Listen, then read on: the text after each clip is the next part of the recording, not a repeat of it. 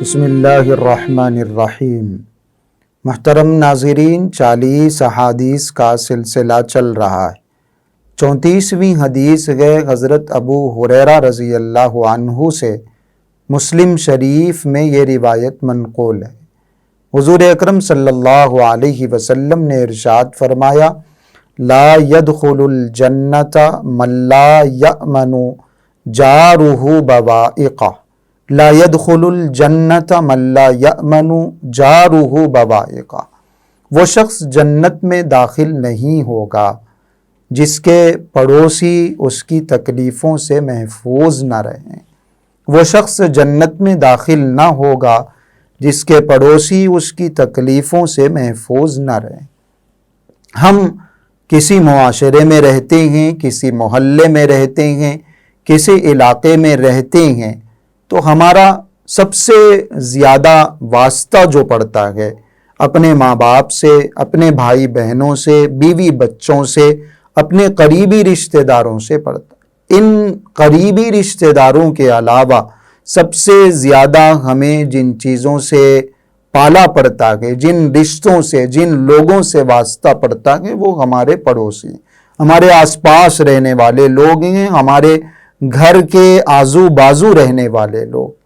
چونکہ ان لوگوں سے بہت زیادہ واسطہ پڑتا ہے، ملنا جلنا ہوتا رہتا ہے، تعلقات ان سے رکھنے پڑتے ہیں، اس لیے شریعت نے، اسلام نے بہت زیادہ حقوق پڑوسیوں کے بیان فرمائے۔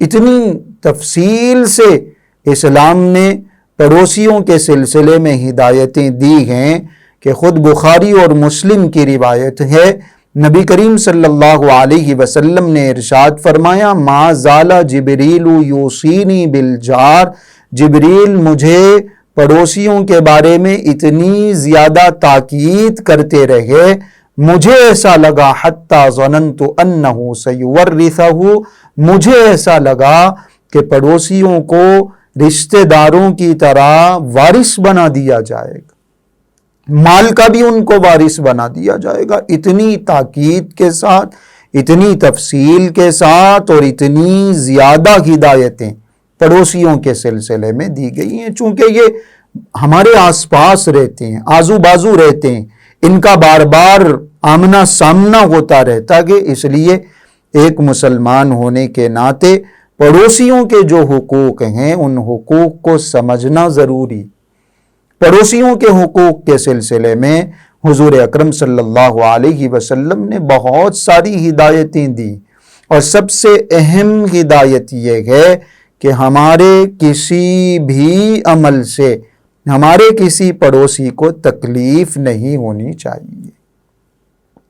ہمارے کسی بھی عمل سے ہمارے کسی پڑوسی کو تکلیف نہیں ہونی چاہیے۔ اس روایت میں یہ بات آپ علیہ الصلاۃ والسلام نے ارشاد فرمائی، وہ شخص جنت میں ہی داخل نہیں ہوگا جو اپنے پڑوسیوں کو تکلیف دے، جو اپنے پڑوسیوں کو ایذا پہنچائے، جو اپنے پڑوسیوں کی راحت کا خیال نہ کرے، جس کے پڑوسی اس کی تکلیفوں سے محفوظ نہ ہوں، وہ شخص جنت میں داخل نہیں۔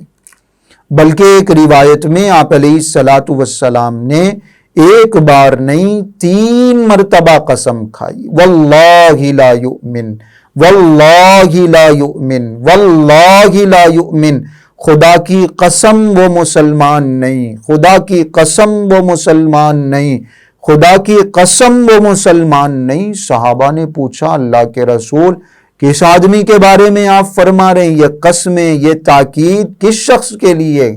آپ علیہ الصلاۃ والسلام نے ارشاد فرمایا، الذی لا یأمن جارہ بوائقہ، جس کا پڑوسی اس کی تکلیفوں سے محفوظ نہ رہے، وہ شخص اللہ کی قسم مسلمان نہیں۔ 3 مرتبہ قسم کھا کر یہ بات ارشاد فرمائی۔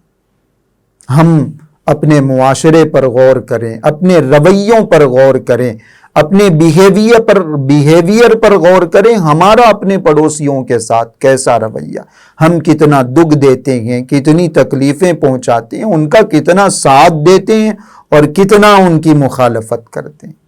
آپ علیہ الصلاۃ والسلام نے تو یہاں تک ہدایت دی کہ اگر تم اپنے پڑوسی کے بازو اپنا گھر بنا رہے ہو تو اپنے گھر کو اونچا نہ کرو تاکہ جو ہوا آ رہی ہے وہ ہوا اس کے گھر تک پہنچنے میں تمہارا گھر رکاوٹ نہ بن جائے۔ یہ بھی ہدایت دی آپ علیہ السلام۔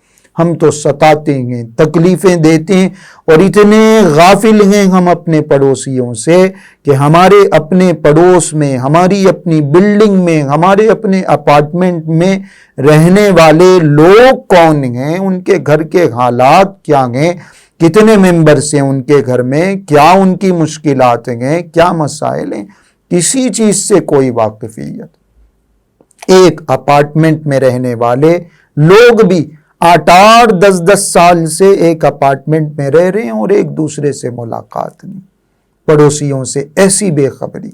حالانکہ نبی کریم صلی اللہ علیہ وسلم کی ہدایت یہ ہے اگر تم اپنے گھر میں شوربہ پکا رہے ہو تو اس میں پانی زیادہ کر دو تاکہ تم اپنے پڑوسی کو وہ شوربہ پہنچا سکو۔ تمہارے گھر میں جو پک رہا ہے اس کا تمہارے پڑوسیوں میں بھی حق ہے، پڑوسیوں کو دینا تمہاری ذمہ داری۔